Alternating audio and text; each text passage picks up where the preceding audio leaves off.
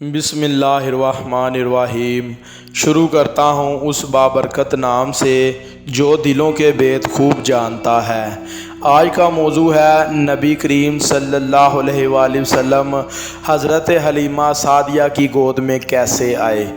اس زمانے میں عرب کا دستور یہ تھا کہ جب ان کے ہاں کوئی بچہ پیدا ہوتا تو وہ دیہات سے آنے والی دائیوں کے حوالے کر دیتے تھے تاکہ دیہات میں بچے کی نشو و نما بہتر ہو اور وہ خالص عربی زبان سیکھ سکے۔ دائیوں کا قافلہ مکے میں داخل ہوا۔ انہوں نے ان گھر کی تلاش شروع کر دی جن میں بچے پیدا ہوئے تھے۔ اس طرح بہت سی دائیاں جناب عبدالمطلب کے گھر بھی آئیں۔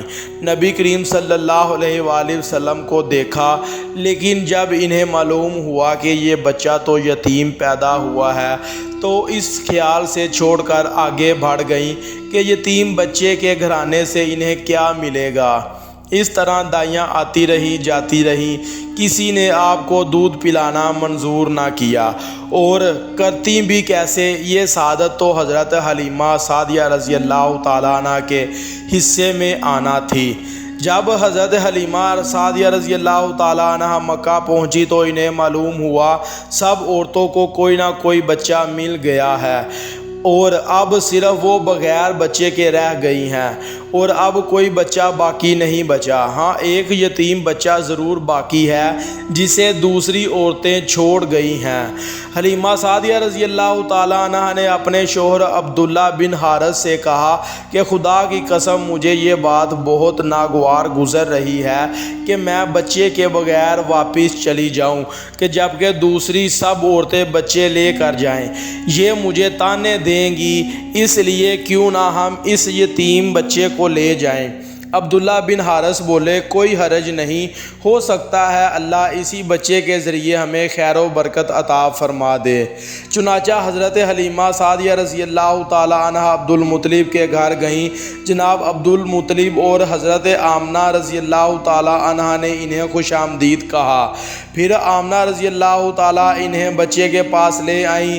آپ اس وقت ایک اونی چادر میں لپٹے ہوئے تھے اور چادر سفید رنگ کی تھی۔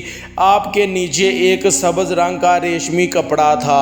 آپ سیدھے لیٹے ہوئے تھے۔ آپ کے سانس کی آواز کے ساتھ مشک کی سی خوشبو نکل کر پھیل رہی تھی۔ حلیمہ سعدیہ رضی اللہ تعالیٰ عنہ نے آپ کے حسن و جمال کو دیکھ کر حیرت زدہ رہ گئیں۔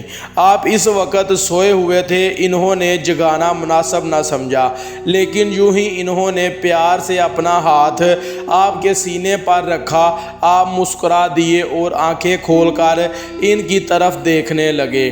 حضرت حلیمہ سعدیہ رضی اللہ تعالیٰ عنہ فرماتی ہیں کہ میں نے دیکھا آپ کی آنکھوں سے ایک نور نکلا جو آسمان تک پہنچ رہا ہے۔ میں نے آپ کو گود میں اٹھا کر آپ کی دونوں آنکھوں کے درمیانی جگہ پر پیار کیا۔ پھر میں نے آپ کی والدہ اور آپ کے دادا حضرت عبدالمطلب سے اجازت چاہی، بچے کے لیے قافلے میں آئی۔ میں نے آپ کو دودھ پلانے کے لیے گود میں لٹایا تو آپ دائیں طرف سے دودھ پینے لگے۔ پہلے میں نے بائیں طرف سے دودھ پلانا چاہا، لیکن آپ نے اس طرف دودھ نہ پیا۔ بعد میں بھی آپ کی یہی عادت رہی۔ میں قافلے کے برابر چلی۔ حلیمہ سعدیہ رضی اللہ تعالیٰ عنہ کی سواری بہت لاچار تھی۔ آپ کو ساتھ لے لیا اور جو سواری آپ کی بہت آہستہ چل رہی تھی وہ سواری تیز ہو گئی۔ آپ اپنی قافلے کے ساتھ چل پڑیں۔ قافلے والی نے پوچھا کہ حلیمہ کیا ہوا ہے، تمہاری سواری بہت تیز چل رہی ہے، کیا یہ وہی سواری ہے جس سواری پر تم آئی تھی؟ یہ تھی ہماری آج کی ویڈیو۔ اچھی لگے لائک اور کمنٹ کریں، ہمارے چینل کو سبسکرائب کریں اور ساتھ بیل آئیکن کو پریس کریں تاکہ ہماری ہر آنے والی ویڈیو کا نوٹیفیکیشن آپ تک پہنچ سکے۔ جزاک اللہ۔